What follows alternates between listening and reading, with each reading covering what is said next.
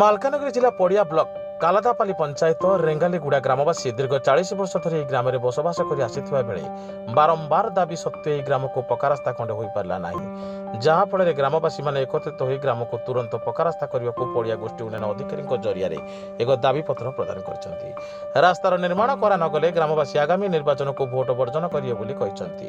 ସୂଚନା ମୁତାବକ ବଣପାହାଡ଼ ଘେରା ରେଙ୍ଗାଲିଗୁଡ଼ା ଗ୍ରାମରେ ପ୍ରାୟ 54ଟି ପରିବାରର 250ରୁ ଅଧିକ ଲୋକ ବସବାସ କରୁଛନ୍ତି। ରାସ୍ତା ନଥିବା ଯୋଗୁଁ କୌଣସି ସ୍ୱାସ୍ଥ୍ୟ ସେବା ବି ପାଇପାରୁନାହାନ୍ତି, ଏପରିକି ଆମ୍ବୁଲାନ୍ସ ମଧ୍ୟ ପହଞ୍ଚି ପାରୁନାହିଁ। ତେଣୁ ଗ୍ରାମବାସୀ ବାଧ୍ୟ ହୋଇ ଆଗାମୀ ଦିନରେ ପକ୍କା ରାସ୍ତା ଖଣ୍ଡେ ନହେଲେ ଭୋଟ ବର୍ଜନ କରିବୁ ବୋଲି କହିଛନ୍ତି।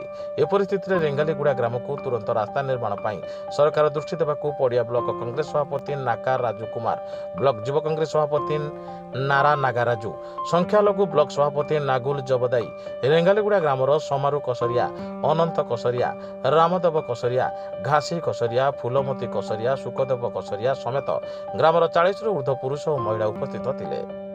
ମାଲକାନଗିରି ଜିଲ୍ଲାରୁ ଜିଲ୍ଲା ସ୍ୱତନ୍ତ୍ର ପ୍ରତିନିଧି ଏଏନ୍ ରବିଙ୍କ ରିପୋର୍ଟ, ସାଇ ସତ୍ୟ ନ୍ୟୁଜ।